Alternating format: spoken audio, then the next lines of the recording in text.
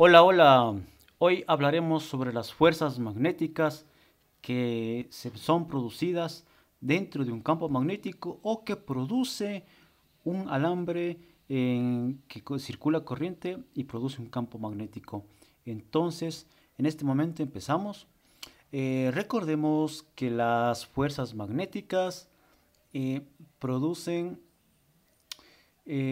provienen del campo magnético.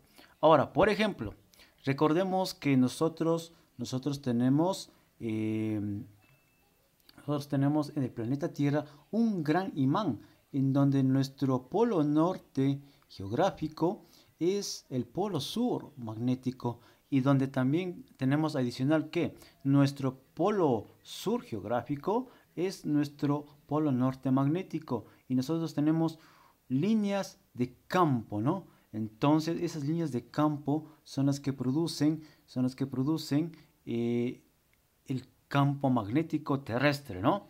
Entonces del norte magnético, salen del norte magnético y van hacia el sur magnético, ¿no? Entonces van en esta dirección, van en esa dirección, van las líneas de campo magnético en el planeta Tierra.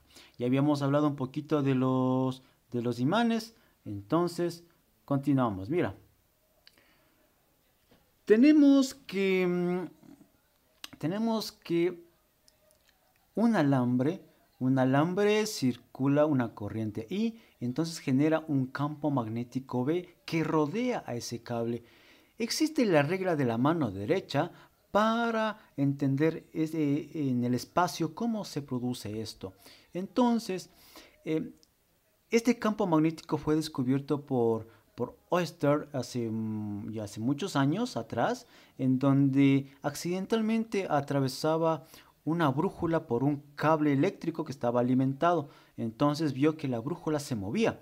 Entonces después se descubrió pues que ya se verificó, se comprobó que existe un campo magnético alrededor de un cable eléctrico. Entonces, ¿cómo verificamos ese campo magnético en el espacio? ¿Cómo sabemos cómo es? ¿Cómo va? ¿Qué dirección tiene? Entonces tomamos nuestra mano derecha, le abrazamos al, al, nuestro cable y nuestro pulgar que coincida con la dirección de la corriente, entonces los dedos dan la dirección del campo eléctrico. Mira, los deditos van así, entonces el campo eléctrico va así alrededor del cable. Perfecto. Es como que le estuviéramos dando un like. ¿Sí? Ok. ¿Cómo se calcula el campo magnético de un punto P, por ejemplo, por aquí, o por acá, que está distanciado un radio R desde el alambre? Entonces, por ejemplo, si un punto está aquí, ¿cómo calculo el campo magnético aquí? Entonces tengo que saber la distancia R hasta el alambre, hasta el centro del alambre. Entonces, el campo magnético recuerda que se representa con la letra B mayúscula y su unidad es el Tesla.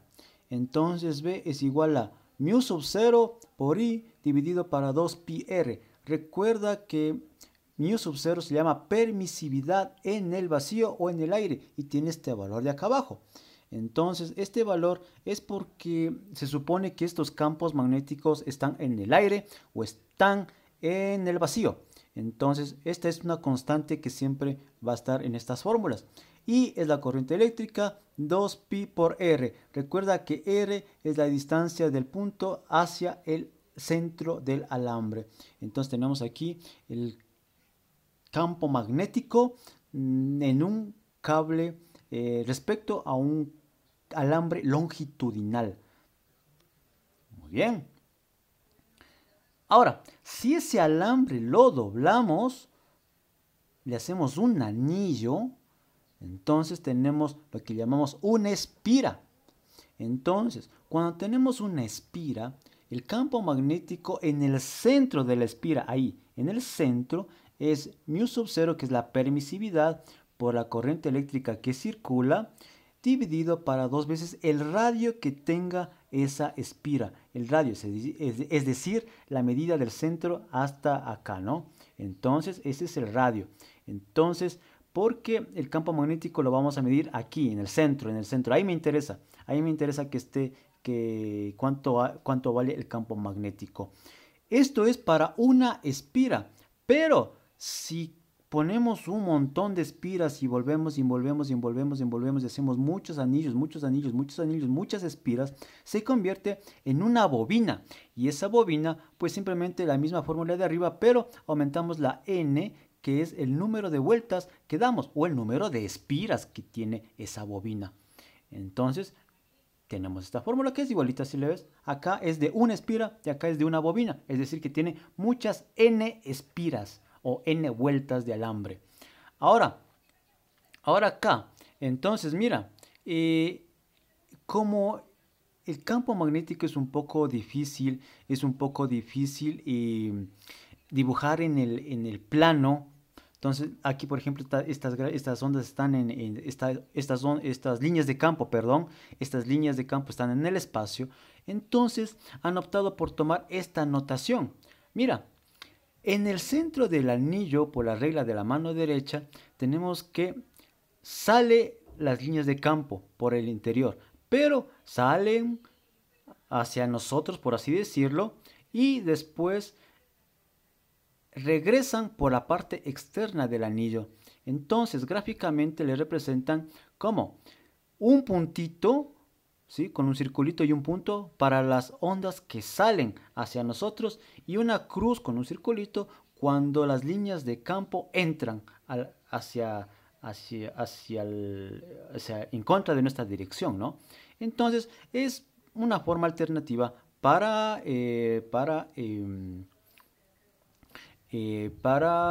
dibujar o representar el campo magnético en el papel.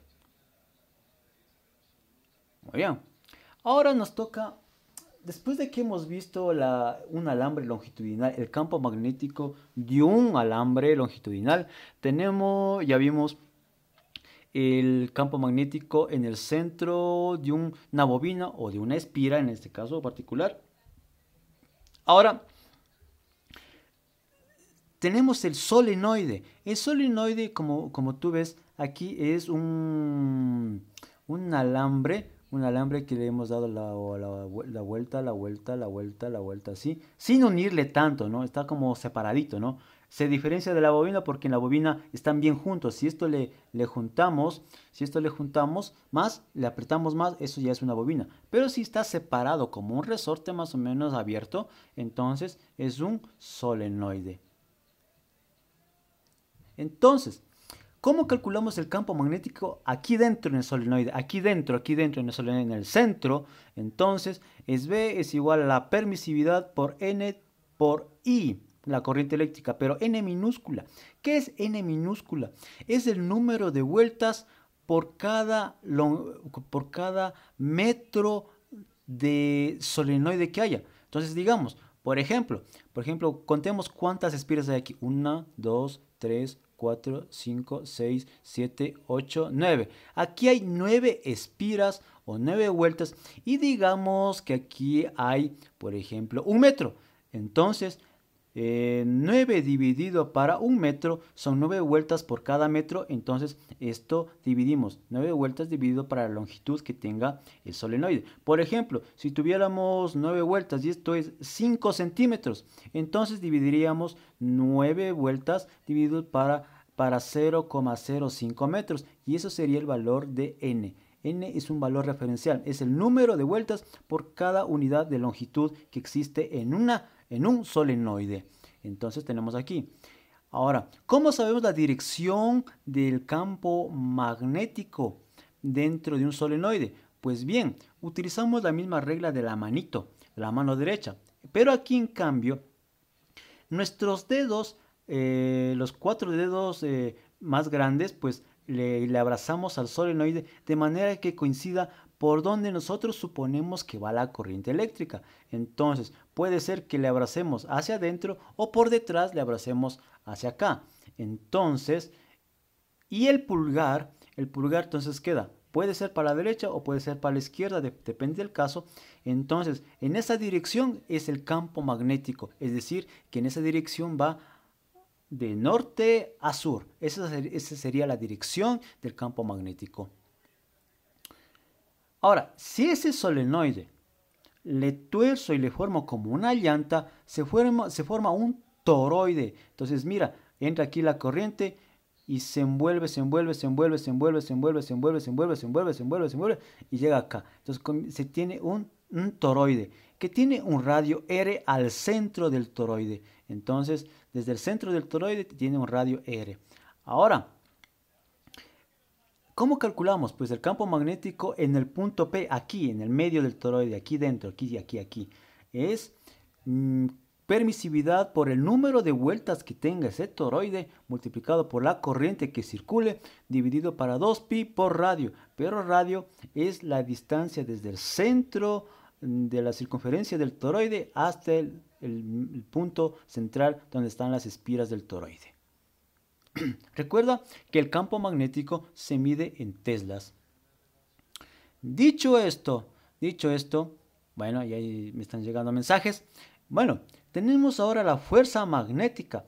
La fuerza magnética dice que es igual a la carga eléctrica multiplicado por el producto cruz entre velocidad y el campo magnético. Entonces, ¿qué significa esto? Muy bien, acá tenemos un gráfico.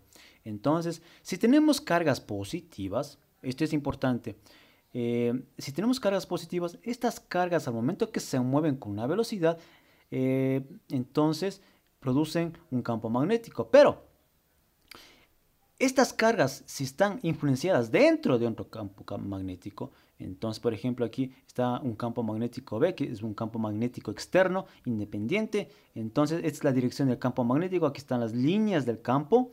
Entonces, aquí está la dirección del campo magnético, es una cantidad vectorial. Y aquí hay un ángulo entre ellos. Entonces, estos dos vectores forman un plano. Entonces, la fuerza magnética es perpendicular al plano que forman B y V. V de velocidad y V de campo magnético. Entonces, es el producto de la carga, esta carga eléctrica que viaja a una velocidad que está dentro de un campo magnético B. Resulta que la fuerza magnética es perpendicular al plano de estos dos. Pero es un poco más fácil nosotros definir así, que la fuerza magnética es a Q por la rapidez, por el módulo del campo, por el seno del ángulo. Esta fórmula de aquí proviene de acá, ¿no? Es un poquito de matemática, ¿no?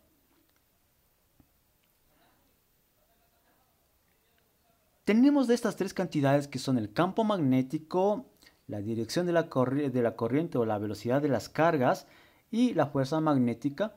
Entonces tenemos estas tres cantidades. ¿Cómo encontramos en el espacio en forma práctica?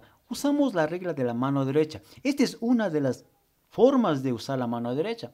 Entonces, por ejemplo, el dedo del corazón señalamos con la dirección del campo magnético. El dedo índice por donde van las cargas eléctricas o la velocidad de la corriente eléctrica o la intensidad de corriente por donde se dirige la velocidad de las cargas y el dedo pulgar es la dirección de la fuerza. Entonces es como un 3, pero un 3 un poco en donde el dedo del corazón va hacia el medio, ¿no? Entonces como que forma un sistema de ejes coordenados más o menos en el espacio, más o menos. Entonces F es perpendicular al plano entre B y V. Pero aquí una consideración que de pronto no hemos hablado es que aquí esta fuerza es cuando las cargas son positivas. Si fueran las cargas negativas como electrones, la fuerza es para abajo, al otro lado. Siguiendo la misma regla, pero sería al otro lado. Muy bien, aquí tenemos otra forma de verle la regla de la mano derecha. Por ejemplo aquí tenemos aquí en cambio usando la palma abierta de la mano derecha. Entonces aquí el pulgar le vamos a señalar en la dirección de la velocidad de las cargas o la dirección de la corriente eléctrica. Entonces tenemos la velocidad, tenemos aquí la carga positiva, el campo, los 4 dedos restantes, apuntamos en las líneas del campo magnético, ¿sí? Y entonces la palma de la mano es la que empuja a la fuerza. Entonces en esa dirección es la fuerza. Esta es la que más me gusta para este trabajo, porque es un poco más práctica y un poco más intuitiva. Aquí hay otra regla que se utiliza o proviene más o menos cuando suelen enseñar el producto cruz de dos vectores, porque aquí está la definición del producto cruz. Eh, Usamos el canto de la mano. El canto de la mano es la parte externa de la manito, ¿no? La parte por el meñique. Entonces, nosotros si ponemos el canto de la mano en B, con la mano estirada, y cerramos la mano en dirección a B, porque el producto es de V de velocidad a campo magnético. Si fuera lo contrario, B por V, entonces el canto de la mano deberíamos ponerle acá. Pero como es V de velocidad por B, entonces la palma de la mano, el canto de la mano le ponemos en la V de velocidad.